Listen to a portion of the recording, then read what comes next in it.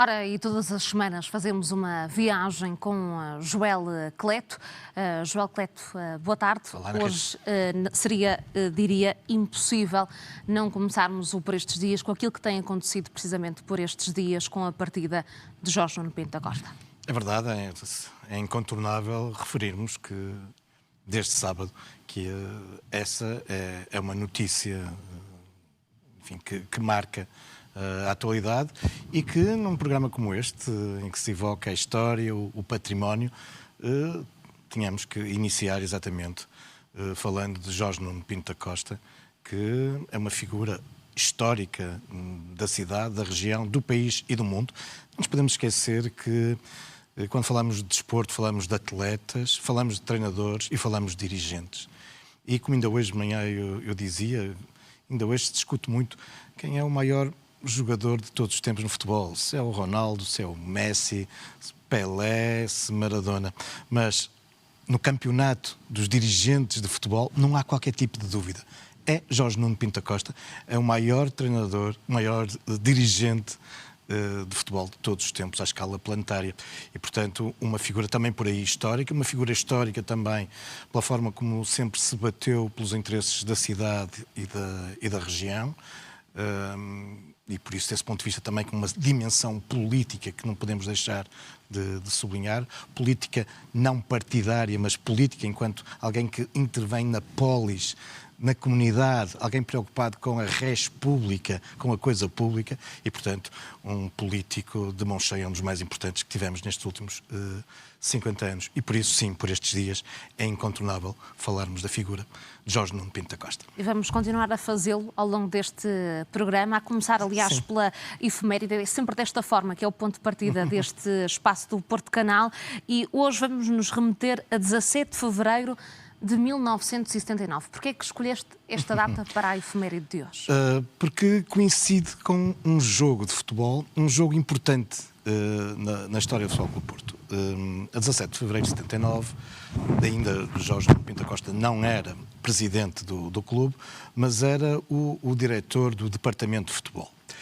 E depois de 19 anos sem vencer qualquer título, no ano anterior, o Futebol Clube Porto, sob a coordenação do departamento por Pinto da Costa, o Porto tinha-se sagrado campeão. E tinha-se sagrado campeão nesta dupla que nós estamos a ver aqui, que vai marcar o início das presidências de Pinto da Costa, que é ele como diretor e depois como presidente e a figura incontornável de José Maria Pedroto como treinador.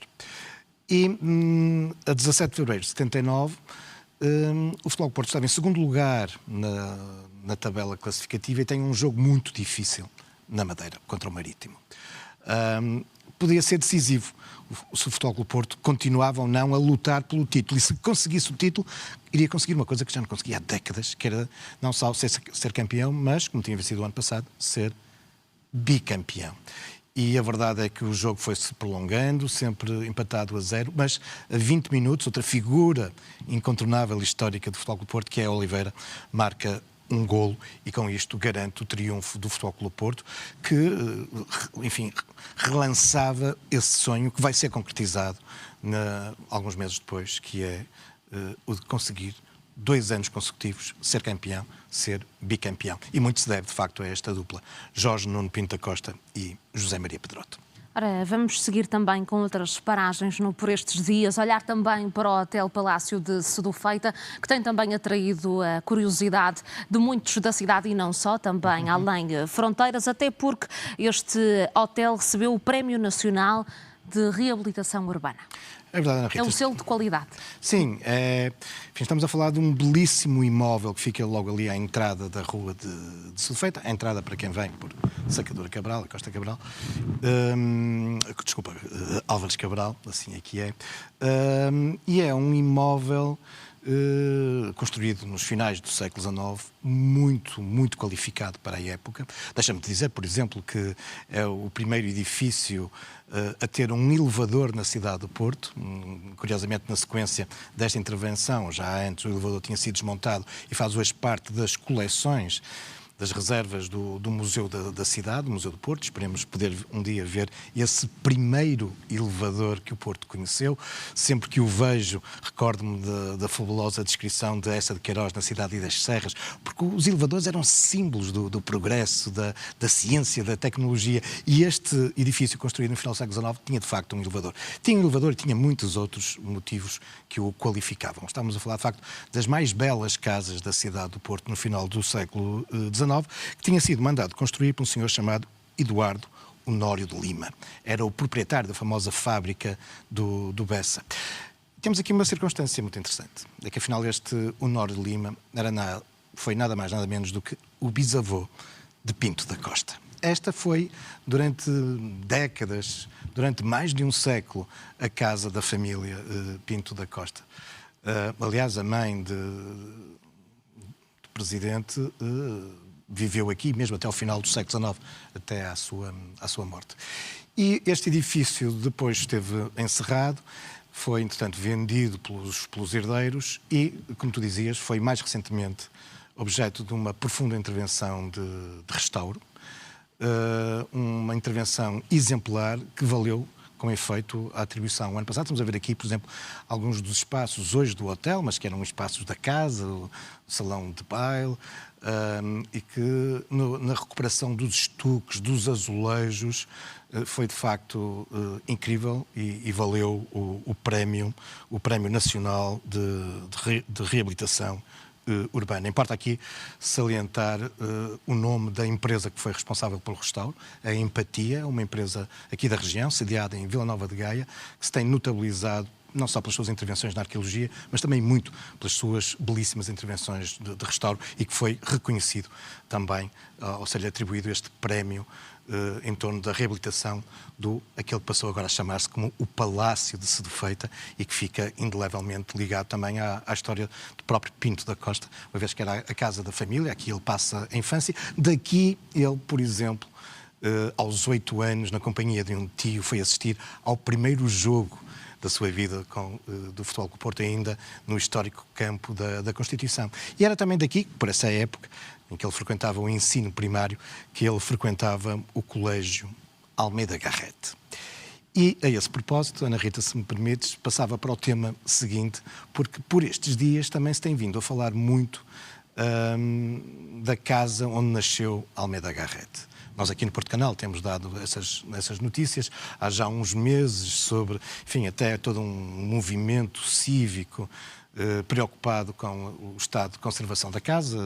Recordo aos espectadores que ela foi, em grande parte, consumida há uns anos por um incêndio, praticamente só tem fachada e pouco mais. Estamos a ver aqui imagens da casa onde nasceu Almeida Garrett, mesmo no final do século XVIII, ali na zona das Taipas.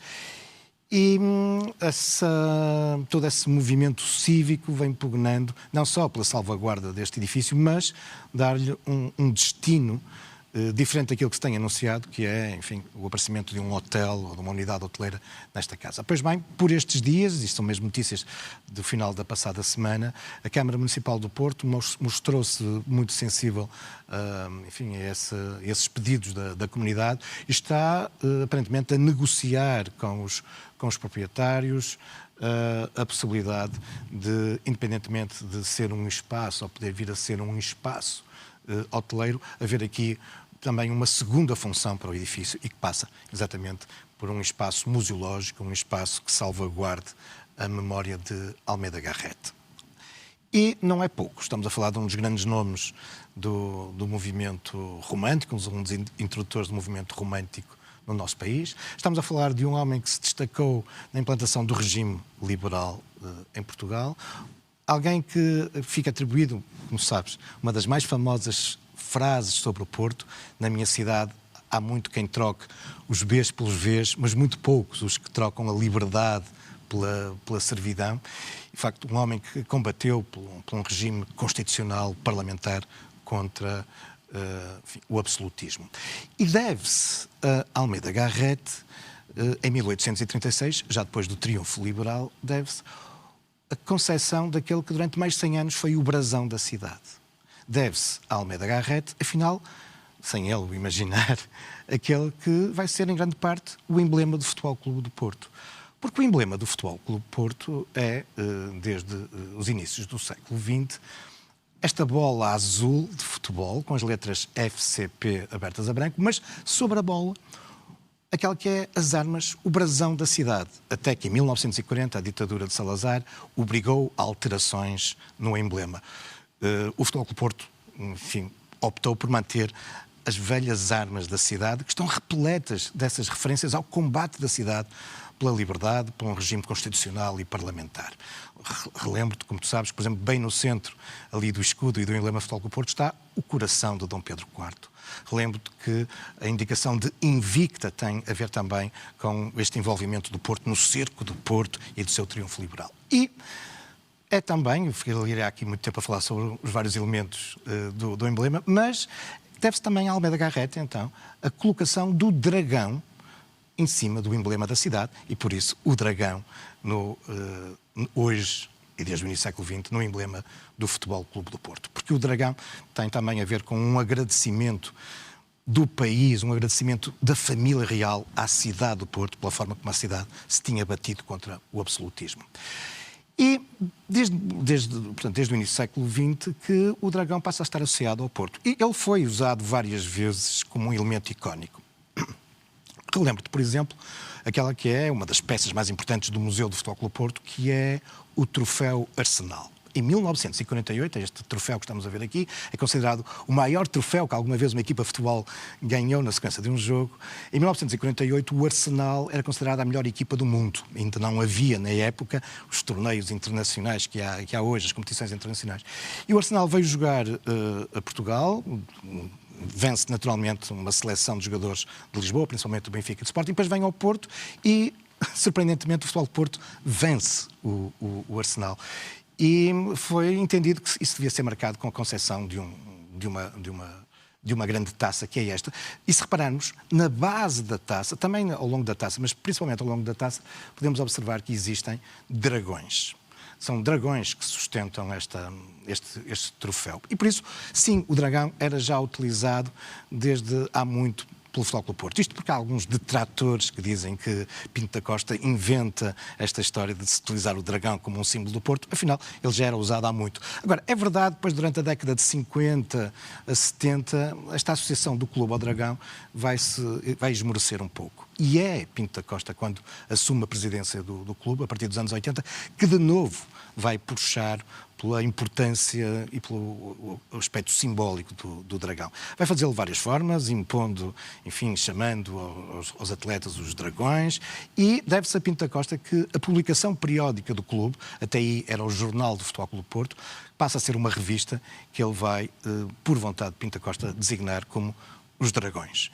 E, portanto, passava a ficar definitivamente, ou mais ainda sublinhado, esta ligação, graças a Pinto da Costa, do clube à figura do dragão, que depois vai ser ainda mais reforçada com o estádio, já no início do século XXI. Ora, Joel, temos visto por estes dias alguns objetos dos museus que marcam sobretudo a região do norte do país. Ainda há pouco estávamos a ver uma peça que podemos precisamente encontrar no Museu do Futebol Clube do Porto. Acredito que hoje iremos centrar também para este museu, que também é algo que marca a história de Jorge Nuno Pinto da Costa. Qual é que é o objeto que podemos realçar deste Museu Azul e Branco? Sim, de facto, o Museu do Futebol Clube do Porto é um espaço incontornável quando falamos da memória, da identidade e da história do Futebol Clube do Porto. E como tu dizes, e bem, todos os meses o Futebol Clube do Porto, para lá daquilo que está exposto permanentemente no museu, o Futebol Clube do Porto vai às suas reservas, às suas coleções e seleciona um objeto que geralmente não está exposto e dá-lhe um destaque. E, para responder à tua pergunta, o objeto do mês deste mês de fevereiro é um singelo bilhete postal, datado de 1939, mas não é um bilhete postal qualquer, é um bilhete postal que retratava uma fotografia da equipa do Futebol Clube do Porto, que nesse ano de 1939 se sagrou campeã de Portugal. E tem a particularidade, entre outras grandes estrelas e outros nomes históricos do Futebol Clube do Porto, incluir também aqui na fotografia o famoso Pinga. Durante muitos anos os prémios que o Futebol Clube do Porto dava anualmente aos seus atletas, dirigentes, colaboradores, eram os prémios Pinga. E deve-se também a Pinto da Costa. Depois, durante alguns anos, o prémio Pinga não foi atribuído. Depois, quando foram de novo atribuídos, e uma vez mais puxando pelo simbolismo do dragão, deve-se também a Pinto da Costa a que os prémios do Futebol Clube do Porto passassem a ser os dragões, atribuídos anualmente na Gala dos Dragões, e que nos habituamos ao longo de todos estes anos a ver Pinto da Costa sempre associado à entrega desses prémios. E Pinto da Costa, que foi também uma das grandes alavancas do Museu do Futebol Clube do Porto. Estamos a falar daquele que é o museu mais visitado da cidade do Porto. Enfim, disputa esse título com Serralves, mas para Serralves contam para os seus números daqueles que vão também apenas e só ao parque, ao jardim.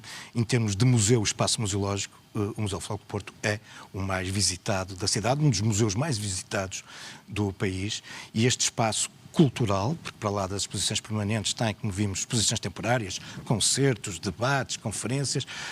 Este espaço cultural era um sonho, foi também concretizado por Jorge Nuno Pinto da Costa, que desde a sua inauguração fez sempre questão de regularmente passar pelo museu, ali levando os seus convidados, as delegações que vinham visitar o Futebol Clube do Porto, ou, o que era um momento de especial alegria para o Presidente dos Presidentes, ou ciclicamente ter que lá ir entregar mais uma peça para o museu, e quando digo mais uma peça era mais um troféu conquistado pelo Futebol Clube do Porto nas mais diferentes modalidades. Ora, Joel, estamos a falar de museus e também de futebol, e há, aliás, um novo espaço na cidade do Porto que reúne isto mesmo, esta modalidade e a arte. Qual é que é este novo espaço na Edicta?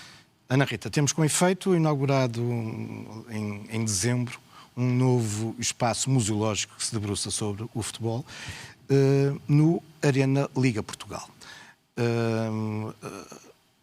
A Liga Portuguesa de Futebol Profissional inaugurou na cidade, mais precisamente na zona de Ramal, de Na Perlada, as suas novas e muito qualificadas instalações. Estamos aqui a ver uma imagem do belíssimo edifício que foi inaugurado em dezembro, e no interior do Arena Liga Portugal, é este o nome da sede agora da Liga Portuguesa de Futebol Profissional, encontramos um espaço museológico, enfim, que nos conta a história, de algum modo, a história do futebol em Portugal, ainda que sinteticamente, e muito a história do futebol profissional no nosso país. E não podia deixar aqui de referir que a criação da Liga Portuguesa de Futebol, em 1978, é também muito resultado da ação de Jorge Nuno Pinto da Costa. Pinto da Costa, de resto com uma série de outros dirigentes desportivos do Norte, de outros clubes, estou-me a lembrar, por exemplo, de Valentim Loureiro, o presidente à época do Boa Vista, mas não só, tinham, naquela que vai ser também uma marca da ação de Pinto da Costa, num combate a um excessivo centralismo de Lisboa, das instituições de Lisboa, em toda a realidade nacional, também desportiva, vinha-se assistindo há décadas a uma crónica circulação dos principais dirigentes da Federação Portuguesa de Futebol, entre gente que vinha ou do Benfica, ou do Sporting, pontualmente do Belenenses, mas sempre das equipas, dos clubes de Lisboa.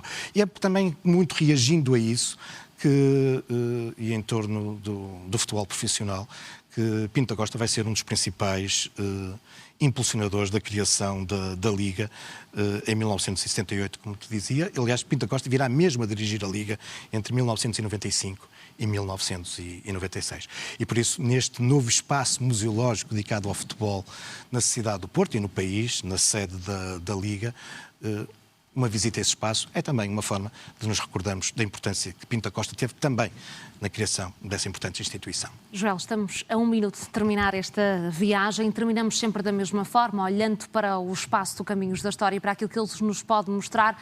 Obviamente que esta semana vais olhar para o Estádio do Dragão. Sim.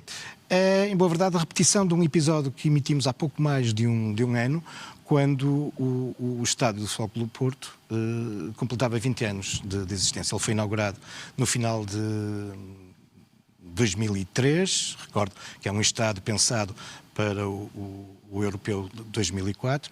O jogo inaugural contra o Barcelona, onde se estreia esse jovenzinho chamado Messi, mas o Futebol Porto venceu neste estádio, muito qualificado, uma peça icónica da cidade e que muito deve, também ele, ao empenhamento, à vontade, ao querer, à visão de Jorge Nuno Pinto da Costa. E é impressionante como no guião que nos mandaste tudo está relacionado de facto com Jorge Nuno Pinto da Costa. É sinal também que está espalhado por muitos cantos da cidade do Porto. Joela, obrigada. Até para a semana. Até para a semana. Obrigada.